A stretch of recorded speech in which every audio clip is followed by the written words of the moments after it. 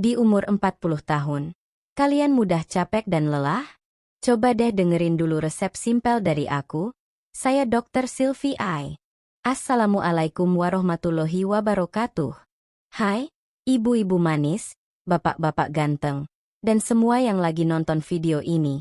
Apalagi yang usianya udah kepala 4 ke atas, semoga kalian semua selalu diberi kesehatan dan kebahagiaan ya. Amin. Kenalin dulu ya, aku Dr. Sylvie I. Tapi banyak pasien yang suka panggil aku Bu Dr. Sylvie I yang bawel tapi sayang. Hihihi. Karena hari ini aku mau bawelin kalian semua soal tubuh kita yang makin hari makin manja. Tapi sebelum kita mulai, aku punya tantangan nih. Coba tulis di kolom komentar. Usia berapa sih kalian mulai ngerasa gampang capek dan suka ngomel? Ngomel sendiri kayak nenek-nenek. Hayo, jangan malu. Yang jujur, ya. Nanti aku bacain dan kalau sempat aku balesin komentar kalian satu-satu. Loh, sekarang yuk, duduk manis. Atau boleh juga sambil tiduran. Asal jangan sambil garuk-garuk bagian itunya. Ya. He. Aku mau ceritain satu kisah nyata. Yang, bisa jadi, mirip banget sama keadaan tubuh kalian saat ini. Usia 40 tahun itu ya, sebuah titik balik. Aku mulai dengan satu pertanyaan deh. Kamu udah kenal betul belum sama tubuh kamu sendiri? Terutama setelah lewat usia 40 tahunan. Di usia itu, banyak banget deh yang mulai ngerasa napas ngos-ngosan waktu naik tangga, duduk kelamaan dikit, punggung langsung nyut-nyutan, bangun tidur malah tambah pegel dan kepala berat. Dan yang paling sering, cepet capek padahal nggak ngapa-ngapain. Nah, beberapa waktu lalu, datanglah seorang pasien pria, sebut saja namanya Pak Heri, usia 49 tahun. Dia jalan masuk ke ruang periksa aku sambil pegang pinggang. Kayak habis tanding sepak bola, padahal katanya baru nyapu halaman. Beliau bilang, Bu, Dok, saya kok sekarang dikit-dikit capek, ya? Baru jalan ke warung udah ngos-ngosan. Padahal dulu waktu muda, lembur 2 shift juga ayok-ayok aja. Aku senyumin aja, biar nggak kelihatan khawatir si bapak. Terus aku nanya, Pak Heri, terakhir olahraga kapan, ya? Dia langsung senyum malu-malu. Waktu main bola sama anak saya, Bu. Kayaknya 7 tahun yang lalu. Astaga naga. Tapi ya, aku maklumin aja. Karena Pak Heri itu cuma satu dari ratusan pasien yang ngalamin hal serupa. Banyak banget orang usia 40-an ke atas yang ngerasa tubuhnya tiba-tiba rusak. Padahal, bukan tiba-tiba. Itu karena tubuh kita sudah terlalu lama kita abaikan. Metabolisme sama dengan mesin tubuh kita. Tubuh kita tuh ibarat motor. Waktu muda, mesinnya masih mulus, bensin irit, lari kencang. Tapi makin tua, mesinnya mulai serat. Kalau nggak dirawat, bisa-bisa mogok di tengah jalan. Atau malah, mogok pas lagi liburan bareng cucu. Duh jangan sampai deh. Metabolisme itu, proses tubuh mengubah makanan jadi energi. Kalau proses ini lambat, ya kita bakal cepet capek, gampang loyo, bawaannya pengen rebahan mulu. Bahkan terkadang, pengen marah-marah mulu ke cucunya, yang overaktif tuh. Kenapa bisa melambat? Penyebab utamanya adalah otot-otot kita berkurang. Hormon jadi nggak seimbang. Makan sembarangan. Kurang tidur. Main HP terus sih. Dan stres. Kata orang. Ya udah takdirnya. Umur segini emang udah lemah. Stop dulu. Itu bukan takdir, sayang. Itu karena gaya hidup kita sendiri yang salah kaprah. Perubahan kecil yang berdampak besar.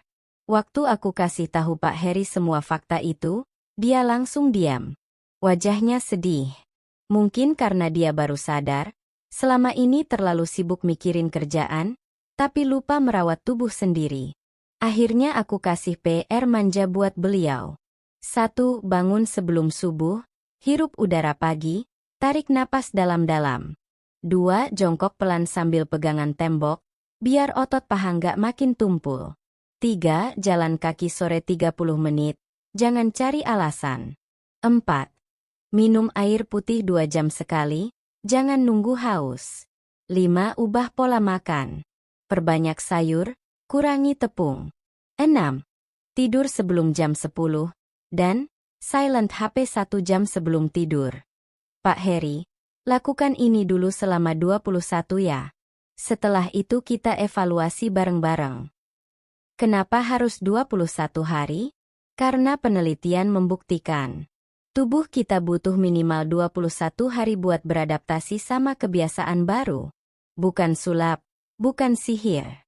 Tapi butuh niat dan konsistensi. Next kita lanjut ke bagian berikutnya. Jika Om, Tante, dan juga kalian semua, yang ganteng-ganteng dan manis-manis yang lagi nonton video ini, merasa cerita ini bermanfaat, jangan ragu untuk menekan tombol subscribe, dan bagikan channel ini. Insya Allah, aku akan terus berbagi kisah dan informasi kesehatan yang mudah dipahami, khususnya untuk orang tua dan lansia tercinta di rumah. Dan hari ke-22, tebak. Pak Heri datang lagi. Tapi kali ini, wajahnya sumringah, jalannya tegap, dan gak pegang-pegang pinggang lagi. Dia bilang sambil tersenyum malu. Budok, saya baru sadar, ternyata selama ini bukan umur saya yang bikin capek. Tapi saya sendiri yang males gerak dan makan seenaknya. Awe, sweet banget ya pengakuannya. Nih, aku jelasin, makanan yang bikin tubuh kembali energi. Yes, tapi bukan sembarangan makan. Bukan yang manis-manis kayak teh desa, di pinggir jalan itu tuh. Hai. Rekomendasiku makanan buat usia 40 ke atas, di antaranya, pagi, telur rebus ditambah sayur tumis, bukan nasi uduk ya. Siang, bayam, brokoli, atau kangkung, yang penting hijau. Malam, ikan laut kukus atau tahu tempe. Snack, kacang-kacangan, tanpa MSG ya. Minuman teh hijau tanpa gula. Dan yang utama, air putih, dan air putih. Kalau mau sih airnya yang anget ya. Musuh terbesar metabolisme lansia. Hayo, siapa yang masih sering lakuin ini? 1. Duduk terus dari pagi sampai sore. 2. Tidur kurang dari 6 jam. 3. Stres karena gosip grup WA. 4. Gorengan tiap pagi dan sore. 5. Merokok apalagi minum alkohol. Ups. Kalau kamu merasa ada satu aja yang kena, fix, metabolisme kamu lagi terancam. Olahraga sambil beres-beres rumah, ringan dan bermanfaat. Nggak ada waktu olahraga? Nggak apa-apa. Nih aku kasih trik manjanya. Sambil nyapu, sesekali berdiri jinjit. Lap kaca pakai 2 tangan, naik turun biar bahu ikut gerak. Kalau punya tangga, naikin turunin 5 menit aja. Duduk, lalu muter badan kiri kanan. Dan jangan lupa, jalan kaki saat ambil jemuran pun bisa jadi aktivitas. Di usia 40-an bukan akhir dari segalanya, tapi awal dari segalanya. Tubuh boleh makin tua, tapi semangat harus makin muda. Dengan sedikit pengetahuan dan usaha kecil tiap hari, kamu harus bisa sehat, aktif, produktif, dan tetap cantik ganteng di mata pasangan. Aku selalu bilang kayak gini ke pasien-pasienku. Kalau kamu sayang keluarga kamu, sayangin juga tubuh kamu. Karena tubuh yang sehat itu adalah hadiah terindah buat orang yang mencintai kamu. Sampai di sini dulu ya, curhat kita hari ini. Semoga kisah Pak Heri dan tips-tips dari aku bisa bikin kamu semangat lagi mulai dari perubahan kecil hari ini juga ya. Kalau kamu suka dengan video ini, jangan lupa tekan like, subscribe, dan tulis di kolom komentar. Mulai hari ini, aku janji sayangin tubuhku. Yuk bantu aku sebarkan kebaikan ini, biar makin banyak orang tua kita di rumah yang tetap sehat, bahagia, dan bugar, meski usia terus bertambah. Wassalamualaikum warahmatullahi wabarakatuh.